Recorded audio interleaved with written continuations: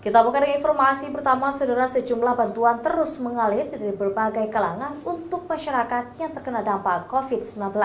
Seperti penyaluran bantuan yang dilakukan oleh Cahaya Aceh, seribuan sembako telah dibagikan ke seluruh Aceh. Hal ini hanya untuk mengurangi beban masyarakat di tengah pandemi Corona.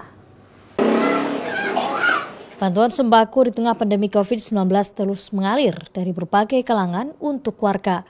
Salah satunya dari Yayasan Cahaya Aceh yang menyalurkan sedekah pangan Ramadan untuk warga kurang mampu, janda korban konflik, serta anak yatim piatu yang terdampak COVID-19. Salah satu penerima bantuan ini warga Desa Lamnga, Masjid Raya Aceh Besar. Penerima bantuan ini merupakan warga yang mengalami kelumpuhan dan hanya tinggal berdua bersama istrinya yang juga sering sakit-sakitan. Bantuan juga disalurkan kepada 5 yatim piatu yang hidup tanpa kedua orang tua. Baru saja ibu mereka meninggal dunia sesudah mengalami kelumpuhan menahun. Sedangkan bapak mereka sudah lama tiada. Untuk mencukupi kebutuhan hidup serta kehidupan sekolah, kelima yatim piatu ini hanya menunggu bantuan dari para dermawan.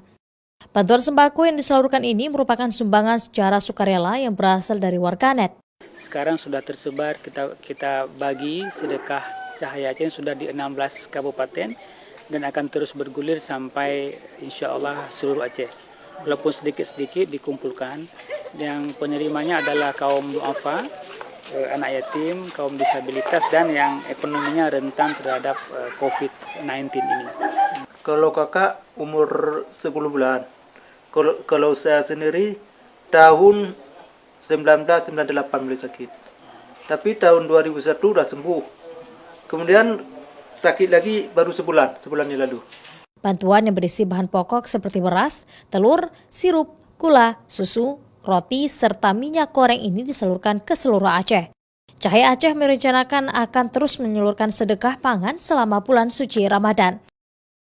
Davi Abdullah, Kompas TV, Banda Aceh.